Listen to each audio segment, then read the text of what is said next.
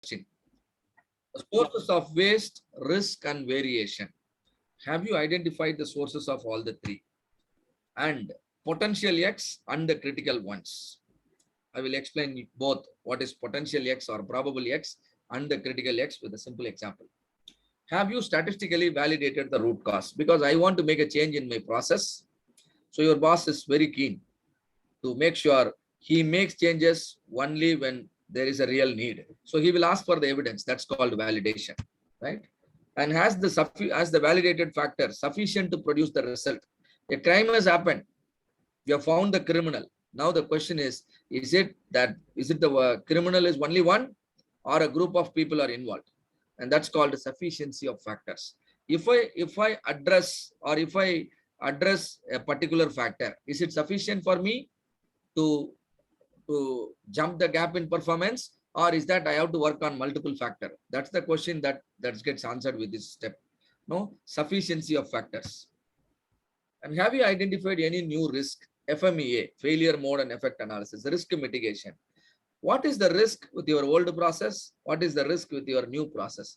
That should also be under your control, because always a problem happens if there is a lot of variation, if there is a lot of risk, or if there is a lot of waste.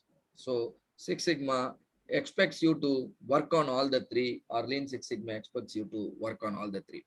Let me help you understand all these questions with a very, very simple example. Y is equal to f of x is the problem solving strategy, where y is result. We want to improve. Y is the problem. Y are called the dependent variables, right? And x are the input. Otherwise, the process parameters. These are called independent variable. Imagine you are running a chain of restaurant across India and you are responsible for the quality. And now suddenly you started receiving a lot of complaints at your office. All the complaints are about the coffee. All the complaints are about the quality of the coffee. Now tell me, what are the X factors here? Can you quickly list out the X factors? Ingredients. Yes. You have to check the ingredients. Tell me what are the ingredients? Like milk, quality of the milk to be analyzed. And okay. Quality of the sugar. Okay. And quality of the coffee powder. Beautiful. So these also are cook. Yeah, also the cook. Very good. The temperature with which you serve the coffee and everything is important. So these are called the probable X factors. Why do I call probable X factor? Anything can go wrong. If anything go wrong, then Y can go wrong. And this is what I call it X1, X2, X3, X4, X5, and X6. And now, out of the lot of complaints, most of the complaints are about the strongness of the coffee. Now, you wanted to arrive on a solution. And now, tell me, whenever a customer orders a strong coffee, your chef at the restaurant, they are not offering a strong coffee. Maybe they are offering a light coffee. And that's why people are complaining.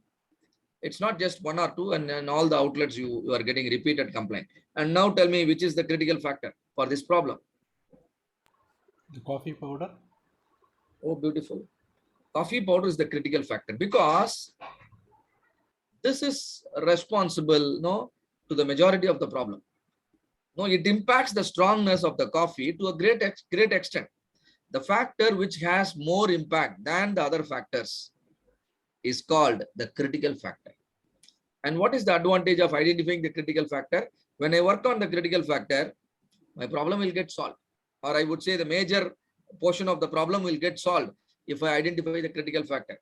So always there could be so many probable factors, but we are interested in identifying the critical factor. Are you sure the coffee powder is critical? Yes or no? For this particular problem? Yes.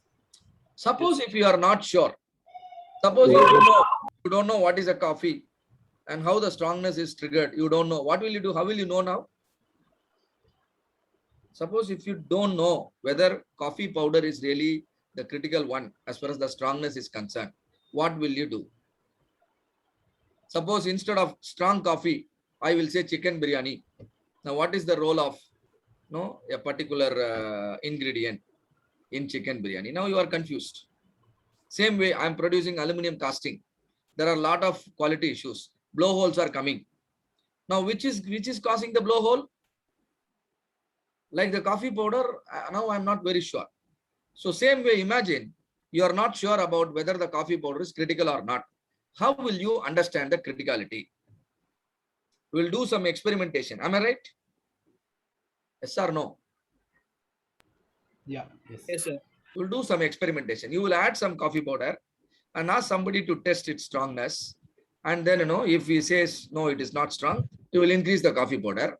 And now strongness will increase. You will increase further. Now strongness is at the desired level. And now, suppose if the levels are like, let's say 8 gram coffee powder, 10 gram coffee powder, and 12 gram coffee powder, and 12 gram, everybody is saying strongness is super. And now what happened? The solution evolved. What is the solution? Coffee powder should be 12 grams in a 100 ml of coffee. Now, what do you call it a solution? You are assigning a value to a factor.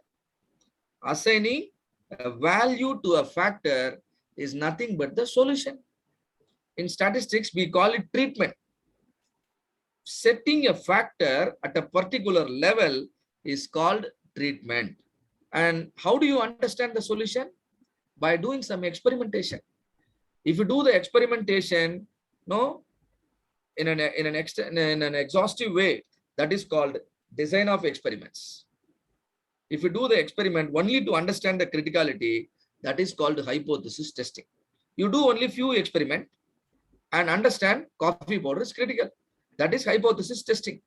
You do exhaustive list of experiment and finalize a particular value of coffee powder so that that can be used as a formula in all your 1,000 restaurants.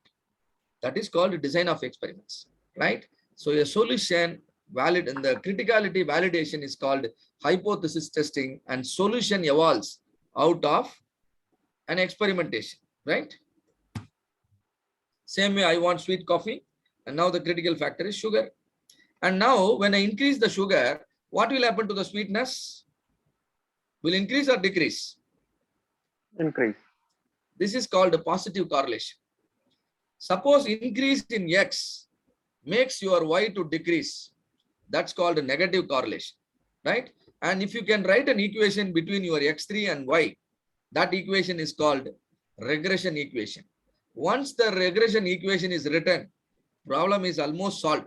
Solution will automatically evolve, because your equation, if it is written properly, that can be used as a prediction equation, and prediction equation can let you know the appropriate value of Y, or can let you know the appropriate values for your X for the desired value of Y. And for that, you have to really have to master correlation and regression. And if that doesn't work, the next advanced tool is design of experiment.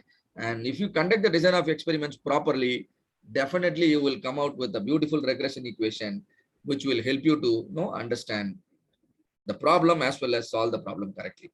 So in a typical industrial scenario, you might be interested in improving the compressive strength of your material, or you might be interested in reducing the wear rate of your cutting tool, or you might be interested in improving the thermal efficiency of your boiler, or an internal combustion engine, or it could be anything, right? And you have the same approach, right? What are the X variables? X variables are called the probable X factors, and not all the X factors are troubling your Y down. Few factors, those are called the critical. Prove those critical factor with the statistical procedure called hypothesis testing, then everybody will accept your finding. If everybody accepts your finding, you will be allowed to make appropriate changes in the process, and so your results can really improve, right? And this is how we need to work in a typical real-time problem. And there are several tools you can explore in the analysis phase: brainstorming, YY analysis. These are simple tools. Fishbone diagram, again a QC tool, the 7 QC tool. You call it cause and effect diagram or fishbone diagram, which will help you to list down all the X factor, right? And value stream mapping, a visual of your complete process. And FMEA, failure mode and effect analysis. And this is very important: hypothesis testing and correlation and regression. Correlation and regression will help you to understand what kind of relationship your critical factor has got with your Y variable. If that is understood, solution will automatically evolve. If the relationship is linear, or relationship is quadratic, or is it cubical, accordingly you can set the equation, and then the desired value of X can be obtained for a for a particular value of y, and which will eventually become the solution in the improve phase. So these are the various tools you can map against the steps in the analyze phase to list all the X factor. You can explore all these tools. And then this is a kind of fishbone diagram where the problem is generally written at the head of the fish, and then the sub bones will represent the major categories, and then the bones under the sub bones will represent the factors. And then keep asking the question why again and again, and you will be able to peel out the layers of symptoms, and then you will be able to visualize the root of the problem. And this is a kind of value stream mapping which will let you understand how your process is flowing, how the material is moving, how the information is flowing. The entire factory is visualized in a single sketch, what we call it as value stream mapping. This is a very powerful tool which can help you to reduce the cycle time of any process, and so the lead time can also come down. And then the step number 8, which is identifying and validating the critical factor tools like Pareto, hypothesis testing. Here comes all forms of statistical testing, starting from your Z test, T test, ANOVA, proportion test, chi-square, and many other tests. And the sufficiency is addressed by the tools, like scatter diagram, correlation, and importantly, the regression. Right. So this is a kind of Pareto diagram, nothing but a type of bar chart. And this is a scatter diagram along with the regression line indicated. And you can see the regression equation written here. All that can happen if you have a proper data in your hand, right? There are simple ways by which you can generate all these tools and results. And we are at the analyze phase. We are really interested in arriving on the validated root causes, right? Sometimes what happens, multiple causes could create the problem. So what is the